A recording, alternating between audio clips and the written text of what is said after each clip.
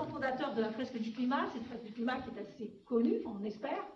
En tout cas, il y a un objectif très ambitieux, c'était sensibiliser 1 million de personnes à travers le monde. Donc c'est vraiment une sensibilisation qui se veut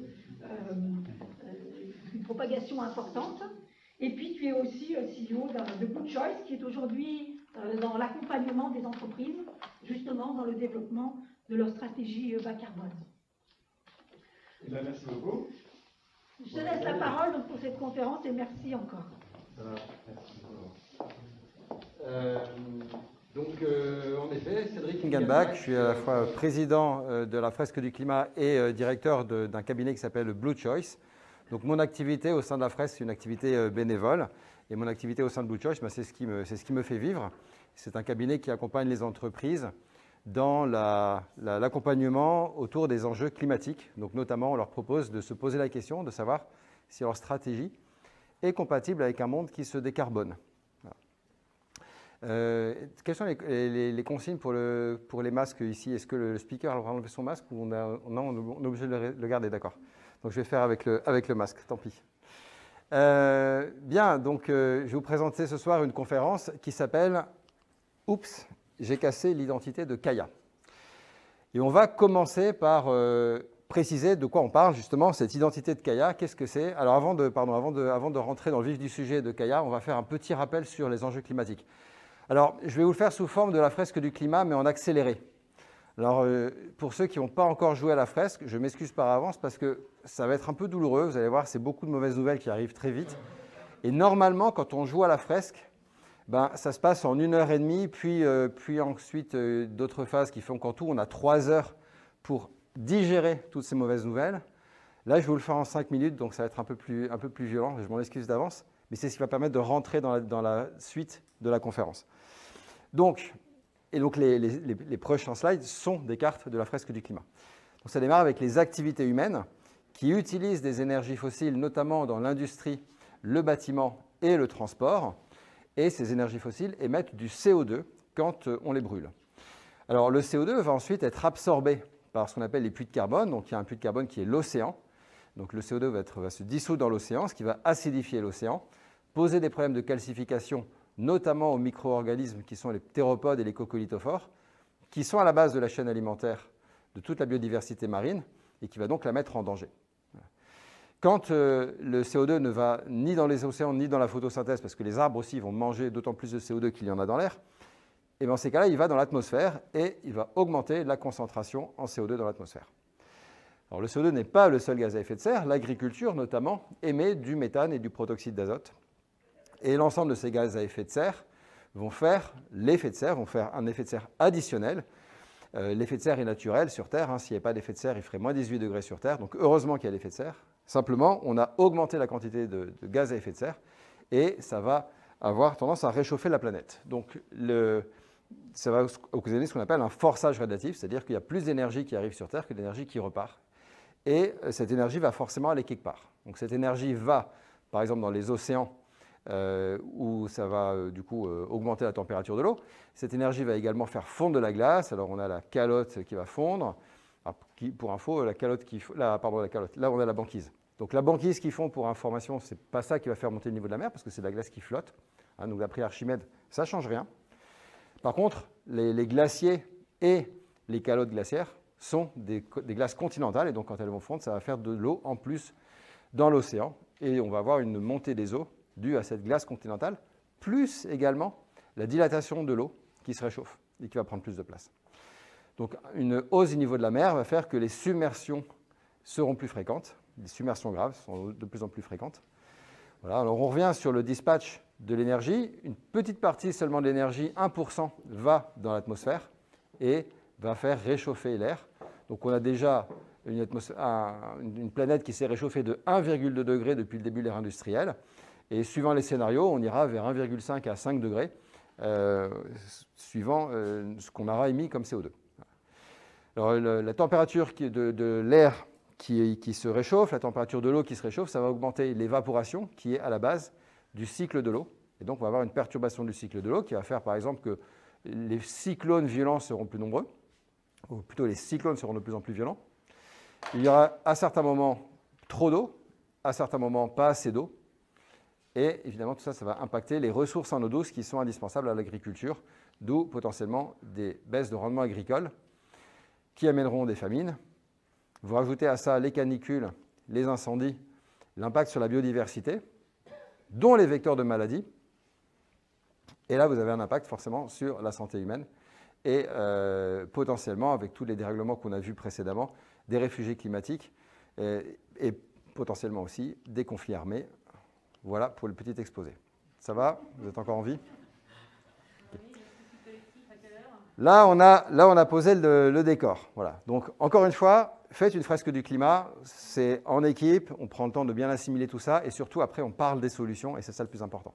Donc là, on va parler des solutions. Voilà. Et pour parler des solutions, j'ai besoin de vous introduire une notion importante qui est l'identité de Kaya. Avec, donc c'est des maths, c'est très facile, on écrit CO2 égale CO2. Ensuite, on multiplie et on divise par des termes non nuls. On a le droit de faire ça en maths. Donc, on multiplie et on divise par l'énergie, par le PIB et par la population. Alors, on a le droit de multiplier et diviser par n'importe quoi, y compris l'âge du capitaine, à part que c'est totalement inutile. Là, on a choisi des termes précis et chacun des termes a un sens particulier. Par exemple, CO2 sur énergie, c'est ce qu'on appelle l'intensité carbone de l'énergie. C'est combien de tonnes de CO2 ça fait, enfin il faut émettre pour produire 1 kWh d'électricité, enfin d'énergie, pardon. 1 kWh d'énergie. Pour faire de l'énergie, aujourd'hui, ça émet du CO2. Ensuite, on a l'intensité énergétique du PIB. Pour faire un point de PIB, combien est-ce qu'il faut de kWh? Ensuite, on a le PIB par tête, donc c'est ce qu'on appelle communément la croissance. La croissance, c'est la croissance du PIB. Et puis, on a la population. Alors, on peut, si on veut faire baisser le terme CO2, qui est à gauche de l'équation, si on veut faire baisser ce terme, eh bien, il va falloir jouer sur l'un ou plusieurs de ces termes-là. Et tout ce qu'on pourra faire sur chacun des termes va se cumuler, ça va même se multiplier. Donc, on peut par exemple jouer sur la décarbonation du mix énergétique. Le premier terme, si on arrive à jouer dessus, ça s'appelle décarboner le mix. On peut également faire de l'efficacité énergétique, pour faire autant de PIB, par exemple, avec moins d'énergie. Voilà. Ça, c'est de l'efficacité énergétique. On peut parler de sobriété. Décider de moins consommer, ça peut se traduire par une baisse de PIB. Donc, c'est ce qu'on va appeler, c'est ce qu'on va regarder tout à l'heure à travers la question de croissance ou pas, croissance ou décroissance. Ça, c'est la sobriété et c'est à la main des particuliers. Et puis, il y a ensuite la transition démographique que le monde est en train de faire. Et donc, il y a des pays qui n'ont pas encore fini leur transition démographique. Plus beaucoup. Il y a beaucoup de pays qui ont fini leur transition démographique. Donc, ils se rapprochent de 2 enfants par femme, mais pas encore tous. Et puis, surtout, la pyramide des âges, on va en parler tout à l'heure, elle est encore très, très élargie à la base. Et donc, avec l'accroissement de la population, enfin, avec les jeunes qui vont grandir, ça va faire plus de monde par la suite. Et donc, si on accélère cette transition démographique, on a un impact sur le nombre d'humains plus tard dans le siècle. Bon, voilà, donc maintenant, si on regarde sur un graphique ce que donne la contribution de chacun des termes de l'identité de Kaya, on part des émissions de CO2 à une date donnée, en jaune, et puis on voit, sur une période de temps, ce que donne chacun des termes. La population, elle est encore en augmentation en ce moment. Donc, c'est un terme positif. Ça vient accroître les émissions de CO2. La croissance économique, elle est également positive. Donc, ça vient accroître les émissions de CO2. Et puis ensuite, on a l'efficacité énergétique qui vient baisser nos émissions de CO2. Parce que chaque année, on est plus intelligent que l'année d'avant. Et puis, plutôt que parce qu'on est intelligent, chaque année, on fait mieux que l'année précédente et on arrive à gagner en efficacité tous les ans. Et puis ensuite, on essaye, tant bien que mal, de décarboner le mix. Là, c'est les chiffres réels pour la décennie 1980-1990. On regarde les décennies suivantes, 90-2000, 2000-2010, 2010-2020. Et si on regarde maintenant sur l'ensemble de la décennie, sur les 4 décennies en question, voilà un peu ce que ça va donner. On a nos émissions au début de la période. Ah oui, ça sort du cadre tellement c'est grand. Alors, je vais vous le ramener à l'échelle. Voilà. Bon, vous voyez quelque chose ici de véritablement choquant, c'est que ces 2 grandes barres là, la croissance et l'efficacité énergétique, c'est ça qui domine. Ça veut dire quoi? Ça veut dire que toute l'efficacité énergétique qu'on a mis au service de réduire les émissions de CO2. Peut-être qu'on ne l'a pas fait exprès, enfin, on a fait juste ça parce qu'on essaye de gagner en efficacité pour des raisons économiques. Ben, tout ça a été absorbé par la croissance économique. Voilà. Donc on n'a pas réussi à faire baisser les émissions de CO2 malgré toute l'intelligence qu'on a mis dans l'efficacité énergétique, pour l'instant. Voilà. Ça, c'est important pour comprendre la suite. Donc cette identité de Kaya, je vous propose de la prendre de la gauche vers la droite, dans un premier temps. Et vous allez voir que c'est souvent par ce biais-là que c'est naturel de prendre les sujets. Donc on va commencer par regarder le CO2, l'efficacité, la teneur en CO2 de l'énergie, l'intensité énergétique du PIB, puis la croissance, puis la population. Alors on attaque avec le CO2. Donc, concernant le CO2, comment rester sous les 2 degrés? Pour rester sous les 2 degrés, il faut suivre la courbe en bleu foncé, c'est la courbe du scénario du GIEC qui nous permet de rester sous les 2 degrés. Et ça veut dire une division par 3 des émissions d'ici 2050. Voilà. Retenez ce chiffre, au niveau mondial, diviser par 3 les émissions d'ici 2050 à partir d'aujourd'hui. Voilà.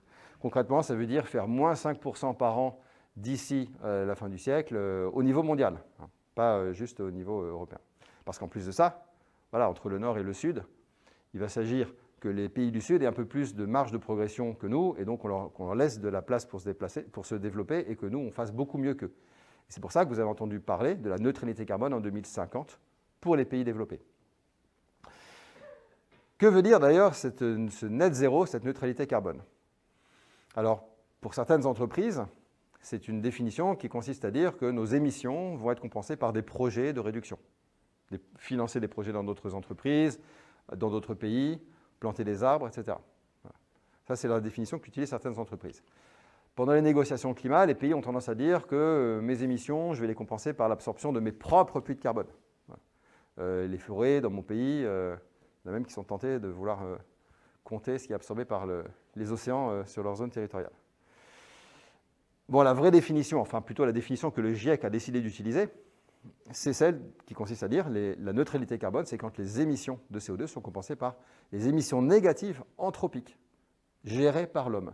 C'est-à-dire on prend du carbone, on le séquestre, on le met dans le sous-sol. Voilà. Ou alors on plante des arbres dans des endroits où il n'y avait rien avant, enfin où ça va repousser, on va faire de la reforestation ou de l'afforestation. Voilà, c'est donc des projets qui vont véritablement permettre d'absorber du CO2 et pas juste de repousser le problème à l'extérieur. Bon, maintenant, il y a quand même une question avec cette histoire de neutralité carbone en 2050, c'est qu'entre aujourd'hui et 2050, il y a plusieurs façons d'arriver au graphique. Donc, je vous conseille absolument cette vidéo de Juice Media qui vous explique qu'entre aujourd'hui et 2050, il y a plein de chemins différents. Donc là, notamment 2 chemins très différents qui permettent d'y arriver. Un qui consiste à se faire tout le travail dès maintenant et l'autre à repousser l'effort à plus tard. Et vous voyez que les émissions, enfin ce qui est important, c'est la quantité de CO2 émise sur la trajectoire tout au long de ce parcours. Donc c'est l'air sous la courbe, la surface sous la courbe. Ben, si dans le premier scénario, on émet beaucoup moins que dans le second. Donc donner un objectif en 2050, c'est bien beau. Mais si on ne dit pas quelle est notre trajectoire pour y arriver, ben, ça ne dit pas grand-chose de nos émissions et de savoir si on respectera le budget carbone ou pas. Voilà. Donc attention avec ce terme neutralité carbone en 2050. Warning. OK, mais demain, vous faites quoi? Et après-demain, vous faites quoi? C'est quoi votre plan pour les 3 prochaines années? Vous baissez de combien? Voilà. Ça ne sert pas à grand-chose de parler de 2050. Petit point sur le budget carbone au passage. Ce qu'on a émis comme CO2 jusqu'à aujourd'hui, c'est la partie qui est là en gris. Et ce qui nous reste à émettre pour rester sous les 2 degrés, c'est la partie en bleu. Voilà. Vous voyez qu'en fait, ça nous fait un tiers. Il ne nous reste plus qu'un tiers du budget total disponible. Et ça, donc, c'est à partir de 2020 en plus. Hein, donc on a déjà attaqué ça. Donc il ne reste vraiment plus beaucoup de temps pour atteindre cette neutralité carbone. Bon, donc on a compris de combien il fallait réduire les émissions de CO2. Maintenant, on se dit, premier réflexe, eh ben, on va décarboner tout ça. C'est facile. Donc on va s'attaquer au terme CO2 sur énergie. Ce qu'on entend dans beaucoup de discours, c'est qu'il faut développer les énergies renouvelables. Et quand on parle des énergies renouvelables, on pense à quoi? Alors dites-moi tout de suite 2 ou 3 énergies qui vous viennent en tête. Le solaire, oui, très bien. L'éolien, voilà. Alors, j'ai lu dans vos pensées, hein, regardez. L'éolien et le solaire.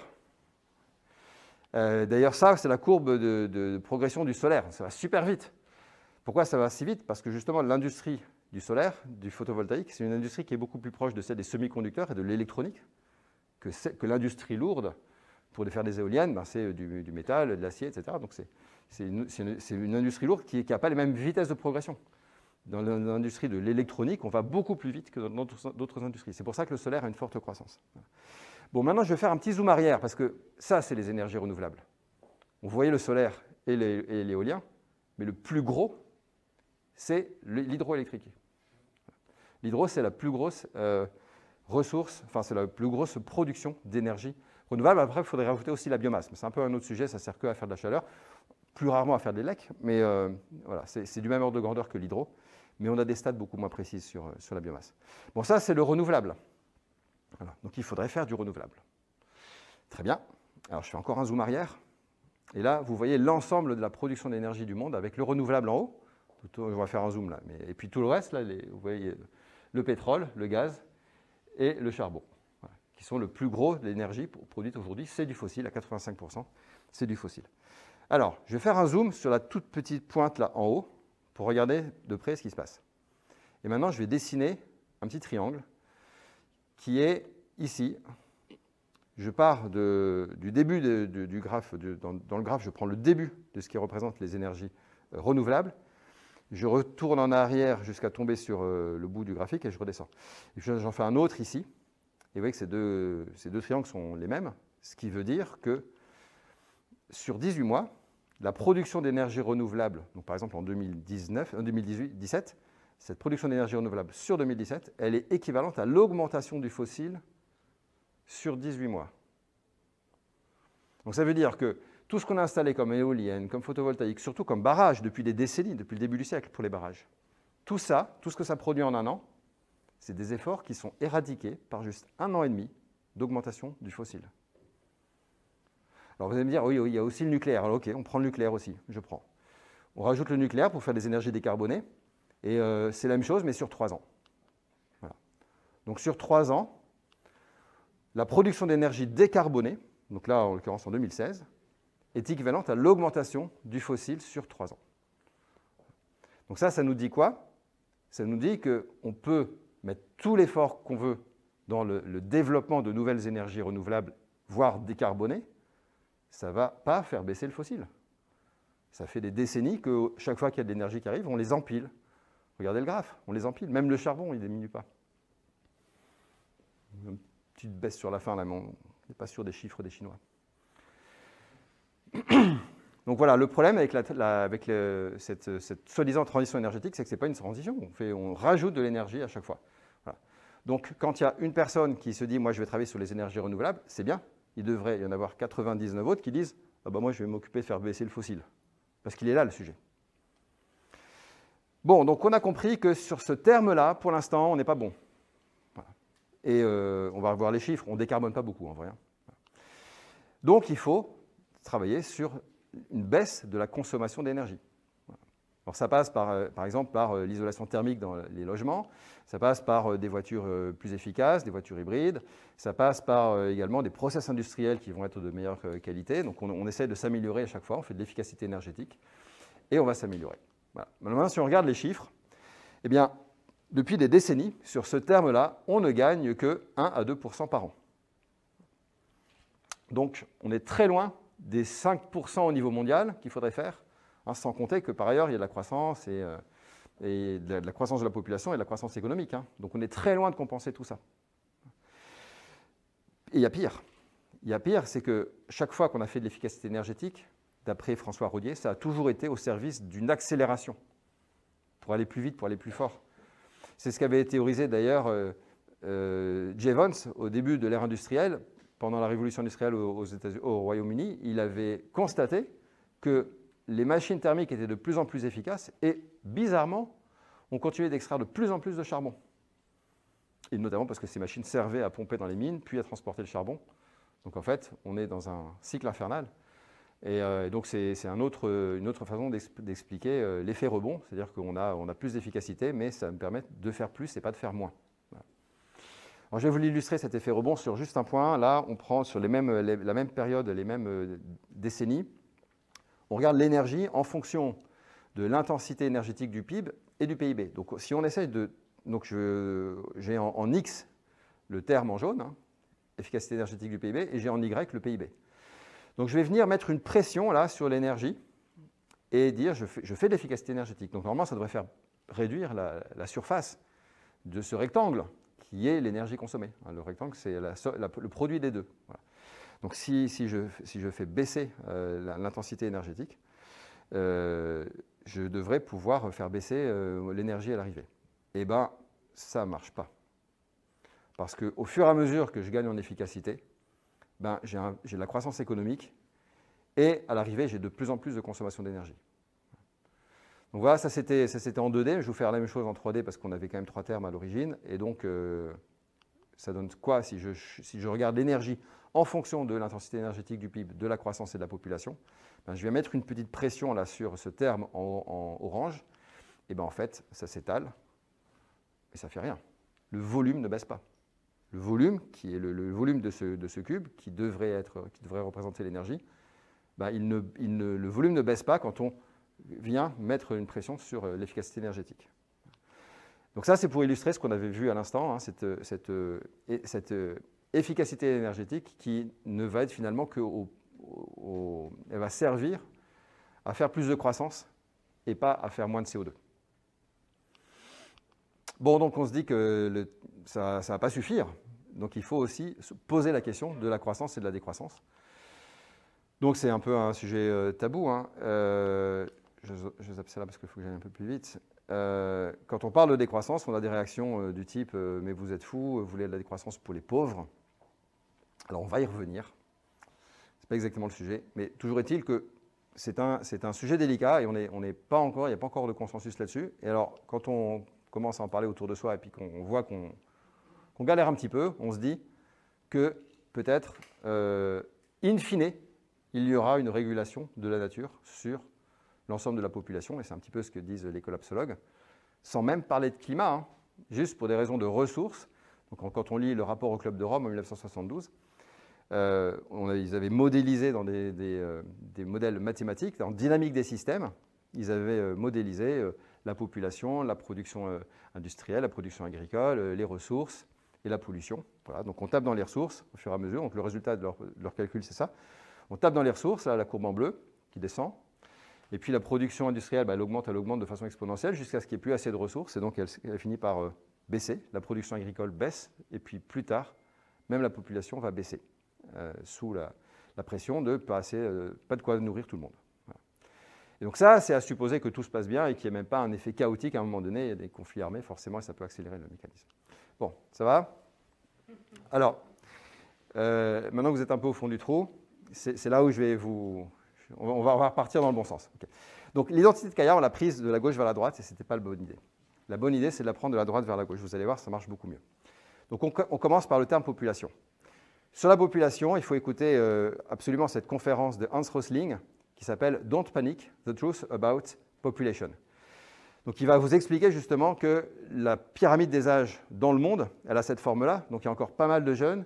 Donc même si dans beaucoup de pays, on est bientôt arrivé à 2 enfants par femme, il n'empêche que les jeunes vont grandir. Donc c'est ce qu'il explique avec des cubes comme ça, c'est très facile. Ça, c'est un peu une schématisation de la pyramide des âges aujourd'hui. Et à chaque décennie, il y a des gens qui vont mourir, il y a des gens qui vont naître et remplacer les gens actuels, même si, donc à 2 enfants par femme, on a un renouvellement de la population. Et ainsi de suite. Et donc ça va faire qu'on va se retrouver, on est aujourd'hui à 7 milliards et quelques d'humains, on va se retrouver à 10 milliards, voire même 11 avec l'augmentation de l'espérance de vie. Voilà. Et ça, c'est relativement irrémédiable. On peut peut-être jouer sur 1 ou 2 milliards dans le meilleur des cas d'ici la fin du siècle, mais c'est tout. Voilà. Donc, où on en est aujourd'hui en termes de population dans le monde, 1 milliard aux États-Unis, enfin dans les Amériques, 1 milliard en Europe, 1 milliard en Afrique, 4 en Asie. Et d'ici la fin du siècle, il y en aura 3 de plus en Afrique, 1 de plus en Asie. Voilà. Et ça, c'est écrit, quoi. C'est une inertie telle que c'est quasiment écrit. Donc en accélérant un peu la transition démographique dans certains pays, notamment en Afrique, il y a peut-être moyen de gagner encore un petit peu. Mais voilà, sinon ça ne va pas vraiment changer grand-chose. Donc maintenant, question, donc pour maintenir la population en vie sur Terre et avoir un minimum de niveau de vie pour tout le monde, qu'est-ce qu'on va faire? Donc on a ces réactions un petit peu bêtes que chaque fois qu'on utilise le mot décroissance, on nous dit mais c'est irresponsable de parler de décroissance parce qu'il y a des gens qui ne gagnent pas beaucoup d'argent. À part qu'on n'a jamais parlé de décroissance pour les plus pauvres, en fait. Sur ce graphique, vous voyez que le pourcentage des émissions de CO2, enfin que la moitié des émissions de CO2 sont dues à 10% seulement de la population mondiale, 10% les plus riches. Et les 10% les plus pauvres sont responsables, pardon, les 50% les plus pauvres sont responsables de 10% des émissions de CO2.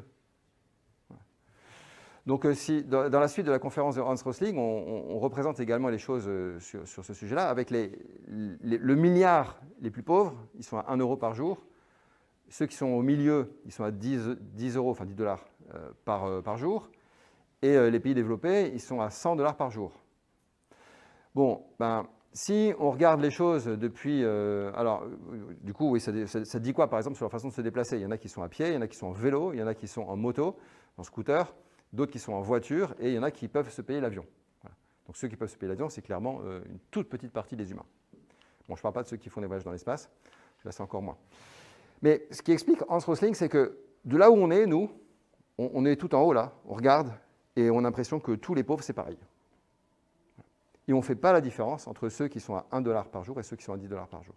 Alors que ceux qui sont à 1 dollar par jour, eux, ils voient bien la différence avec ceux qui sont à 10.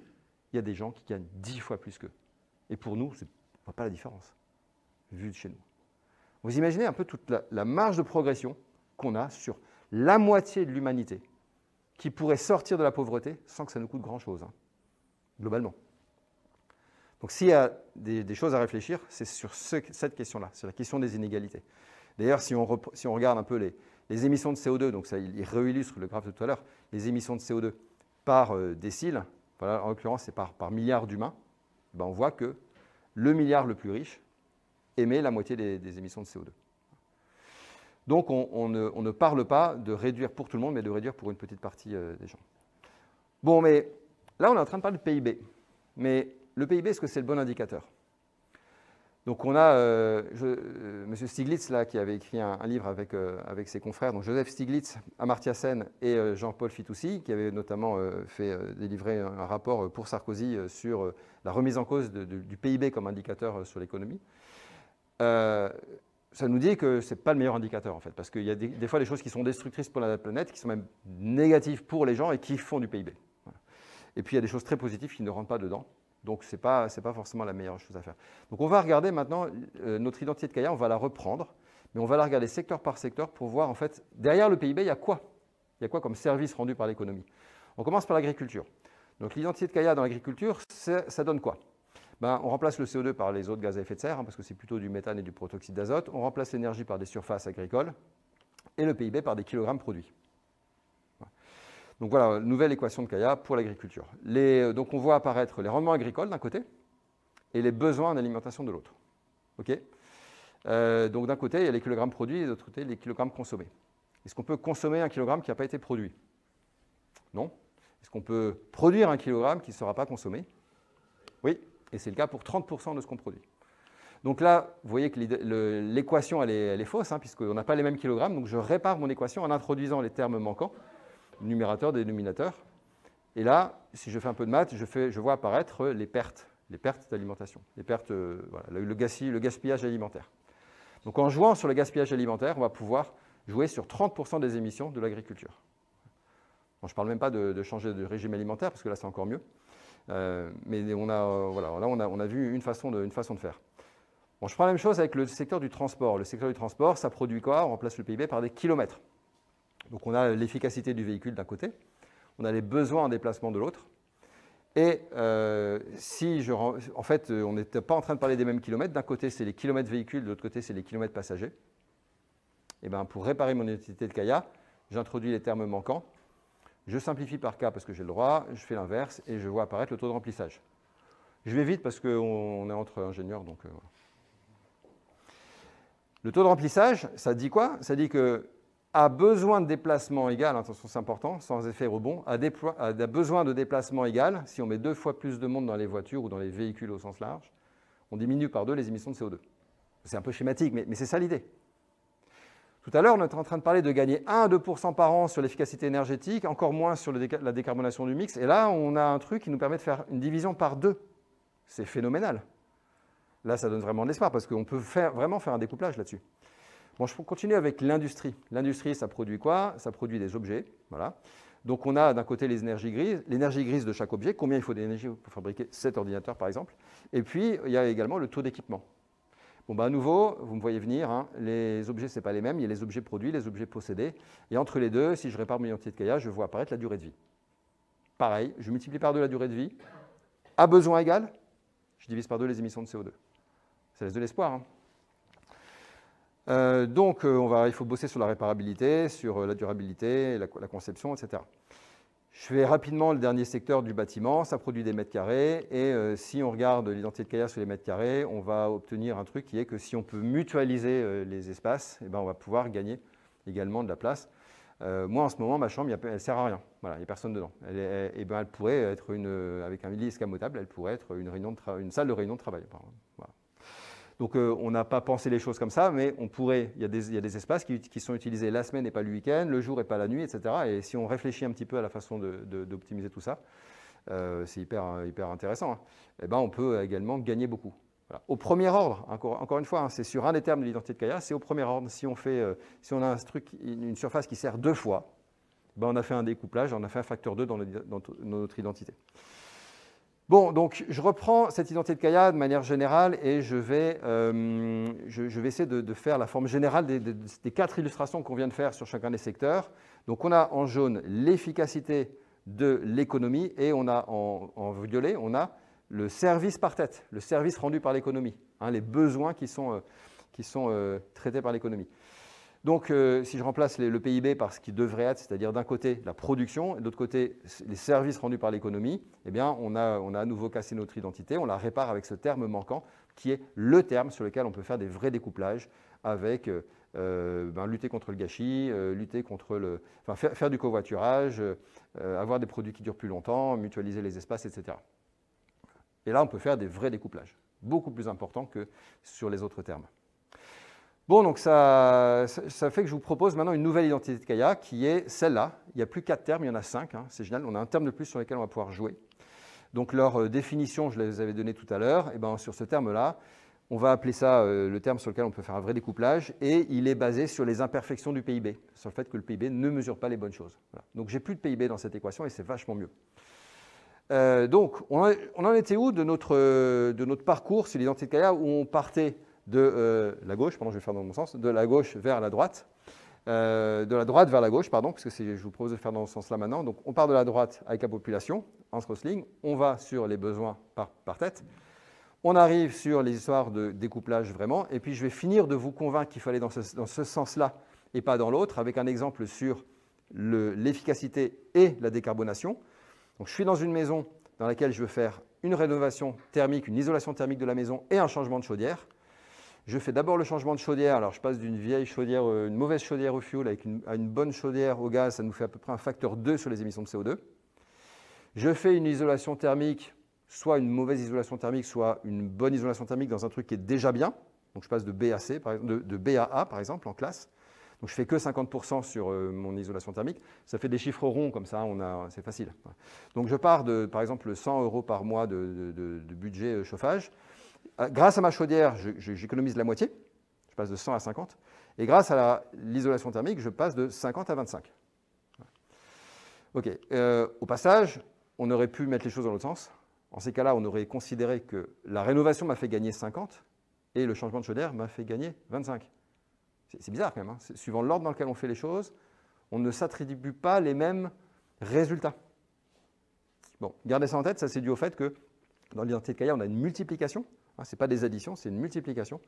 Et du coup, quand on joue sur les émissions de CO2, quand on fait moins 20% par exemple, en fait, on ne fait pas moins 20%, on fait multiplier par 0,8. Et c'est très différent. Pourtant, on dit dans le langage moins 20, moins. Donc moins, ça veut dire soustraction, ça veut dire on fait des additions et des soustractions, alors qu'en fait, non. On fait une multiplication par un coefficient.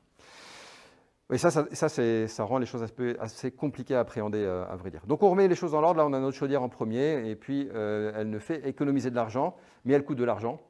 Donc elle coûte, une fois amortie sur la durée, elle me coûte 30 € par mois, voilà, et je fais l'investissement. Oui, je le fais. Voilà, ça vaut le coup. Donc j'y vais. Ma rénovation thermique, par contre, elle me fait gagner que 25, et elle me coûte pareil. Imaginons, hein, c'est schématique. Bah, du coup, je ne le fais pas. C'est pas rentable. Bon, maintenant, je vais faire dans l'autre sens, parce que ça me semble un peu plus logique de d'abord rénover, isoler la maison, et ensuite je change la chaudière. Bon, ça me coûte 30, je le fais pour l'isolation, et ça ne va pas me coûter 30, mais 20 pour la chaudière. Vous savez pourquoi? Parce qu'elle est plus petite. J'ai besoin d'une chaudière 2 fois plus petite, puisque j'ai déjà isolé ma maison. Voilà. Donc c'est pour ça qu'il faut d'abord jouer sur la quantité d'énergie, et après on regarde à décarboner le mix, parce que ça fait moins d'efforts à faire pour décarboner le mix. Ça, c'était l'exemple dans une maison. Pour finir de vous convaincre, on va voir un autre exemple. Donc, on fait d'abord l'efficacité, puis la décarbonation. On va voir ça au niveau mondial. Je prends le mix énergétique mondial. Donc, sur l'axe des X, vous voyez la quantité d'énergie produite chaque année. Et sur l'axe des Y, vous voyez l'intensité carbone de chaque énergie. Donc, j'ai mis à gauche toutes les énergies décarbonées. Alors, j'ai mis 0 pour simplifier, hein. Ensuite, on a le gaz, le pétrole et le charbon. Et vous voyez, le 2,85, là, c'est si vous voulez, c'est le facteur d'émission de l'énergie mondiale. Donc, c'est 2,85 tonnes de CO2 par tonne équivalent pétrole. Donc, c'est à peu près comme ça. C'est à peu près ça comme ça qu'on produit de l'énergie. On produit de l'énergie à un coût carbone de 2,85 tonnes de CO2 par tonne équivalent pétrole dans le monde. Voilà. Bon, maintenant, imaginons qu'on a fait plein de choses pour réduire la consommation d'énergie. On a mutualisé des choses, on a augmenté la durée de vie des produits, on produit moins de choses, on produit moins de surface, etc., de surface habitable. Et le résultat, c'est qu'on a réussi à diviser par 2 le besoin en énergie du monde. Bon, je coupe en 2. Je choisis, je garde quelle partie, à votre avis? Je vais à la droite ou la gauche? Bon, on va garder la gauche, on est d'accord? Je dégage la partie droite qui est la plus carbonée. Sans rien faire, mon facteur d'émission il s'améliore de 30%. Sans rien faire, c'est-à-dire que chaque éolienne en fin de vie, je l'ai remplacée, chaque centrale nucléaire en fin de vie, je l'ai remplacée, chaque centrale au gaz en fin de vie, je l'ai remplacée, je n'ai même pas fait de nouvelles installations. Je garde ce que j'ai. Et bien, sans rien faire, je dégage le plus carboné, je gagne 30. Donc en fait, c'est beaucoup plus facile de décarboner le mix si on a baissé la consommation d'énergie. Alors que si on l'augmente, ben on continue comme aujourd'hui. On produit plus de fossiles et plus de renouvelables dans les mêmes proportions. Bref, on n'y arrive pas, on ne gagne rien, quoi. Voilà. Bon, donc, je vous propose quelques chiffres. On est aujourd'hui en 2020 à peu près, en 2022, et on va aller vers 2050 en jouant sur chacun des termes. Alors, la population, d'après l'ONU, d'ici 2050, plus 25%, on ne peut rien y faire. On se donne une petite marge de progression pour avoir des services rendus par l'économie qui progressent de 20% sur la période. Et après, sur là où on va faire des vrais découplages, là, la mutualisation, etc., on se dit qu'on va juste faire un facteur 2 en 30 ans. Ça va, hein. En 30 ans, on va augmenter la durée de vie des produits, mutualiser les espaces, etc. On fait juste un facteur 2. Donc, ce n'est même pas très ambitieux. On continue de gagner entre 1 et 2% d'efficacité par an. Je crois que j'ai pris 1,3 précisément d'efficacité énergétique. Et puis, on a le petit cadeau bonus sur la fin. Parce qu'on a déjà divisé par 2 notre consommation d'énergie ici, ben on a un petit 30% gratos sur la fin. Et on a réussi à faire notre facteur 3 d'ici 2050. Si on n'a pas le terme en vert là au milieu, je ne sais pas comment on fait. On n'y arrive pas. Tant qu'on raisonne avec le PIB et avec l'identité de Kaya habituelle, on n'arrive pas à résoudre le problème. Voilà. Donc, pour ceux qui seront intéressés, là, vous avez des petits coefficients par lesquels il faut multiplier, hein, parce que, comme je disais, c'est des multiplications par des coefficients plus que des additions. Mais, attention, si on n'a pas des contraintes sur les émissions de CO2, il va se passer exactement la même chose que ce qui se passe depuis des décennies, c'est-à-dire de l'effet rebond. C'est ça qu'on aura en vrai si on continue comme ça. OK, on va mutualiser des choses, OK. Blablacar, c'est un bon exemple. Blablacar, ça a un petit peu fait baisser les émissions de CO2, mais ça a aussi permis à des gens de voyager alors qu'ils ne l'auraient pas fait. Ce qui n'est pas une mauvaise chose, c'est une bonne chose, mais c'est un effet rebond. Voilà. Donc si on ne met pas des contraintes sur le système, on ne va pas réussir à s'en sortir, on va continuer d'avoir de l'efficacité, qu'elle soit organisationnelle en vert ou technique en jaune, de l'efficacité qui va être au profit de plus de choses, plus de services rendus par l'économie. Donc il va falloir mettre une grosse pression sur le CO2. Il va falloir lui appuyer sur la tête. Encore, on n'y est pas encore. Bon, j'insiste, là, on y est presque, là, pour vraiment vous faire comprendre qu'il faut appuyer très très fort. Voilà. Il n'y a pas d'autre solution. Et alors, vous voyez, au fur et à mesure qu'on a appuyé sur la barre en blanc, là, les autres ont suivi. il ne faut pas se dire l'objectif c'est de décarboner, l'objectif c'est de faire l'efficacité, etc. Parce que ça va que faire de l'effet rebond. Il faut mettre une contrainte sur le carbone, comme par exemple mettre un prix au carbone, et après on va réussir à faire des choses. Donc on est dans un système économique, c'est ma dernière image, on est dans un système économique qui fonctionne. Là aujourd'hui on met un prix du carbone sur l'extérieur du système, et on pousse, et le système va se réorganiser. On sait qu'on a la possibilité, on sait qu'on va pouvoir décarboner, on sait qu'on va pouvoir réorganiser les choses, etc. Donc on continue la pression avec un prix du carbone et à l'intérieur, le système va se réorganiser tout seul. Je ne sais pas comment faire autrement. C'est-à-dire que le fait de vendre le découplage sur chacun des termes de l'identité de Kaya, en tant que tel, pour moi, ne va pas résoudre le problème. Il faut mettre la pression sur le prix du carbone et par la suite, le reste va s'organiser. Est-ce que tout ça, ça fait de la croissance ou de la décroissance? On a dégagé le terme PIB de notre identité de Kaya, donc en fait, j'en sais rien. Voilà. Il est possible que ça fasse de la croissance, il est possible que ça fasse de la décroissance. Si on rémunère correctement tous les gens qui s'occupent de faire la transition énergétique, je pense que ça fait de la croissance. Si on ne gère pas bien les choses, ça fera de la décroissance. Au pire, si ça fait de la décroissance, il faut apprendre à la gérer. Voilà. Ça, je ne l'ai pas abordé là, on aura peut-être l'occasion d'en discuter pendant la table ronde, mais il faudra peut-être apprendre à gérer une décroissance économique. On ne sait pas faire aujourd'hui, ça met le système à genoux. Mais il faudrait peut-être réussir à faire ça. Voilà, donc moi, je n'ai pas de réponse à cette question. Croissance ou décroissance, j'en sais rien, on verra bien. Mais ce qu'il faut, c'est se préparer à la décroissance si jamais elle arrive. Et puis, surtout, réfléchir intelligemment au projet industriel, au projet économique qu'on met derrière cette transition, derrière lequel il y a énormément de choses très enthousiasmantes à regarder pour les décennies qui viennent. Et donc, si nous, on se contente de regarder déjà 2050, ce qui m'amène moi à la fin de ma vie à peu près les 3 prochaines décennies, quand on aura fait une division par 3 des émissions mondiales, on pourra laisser à la génération suivante le soin d'aller vers zéro complètement. On aura déjà fait une grosse partie du travail. Voilà, je vous remercie de votre attention.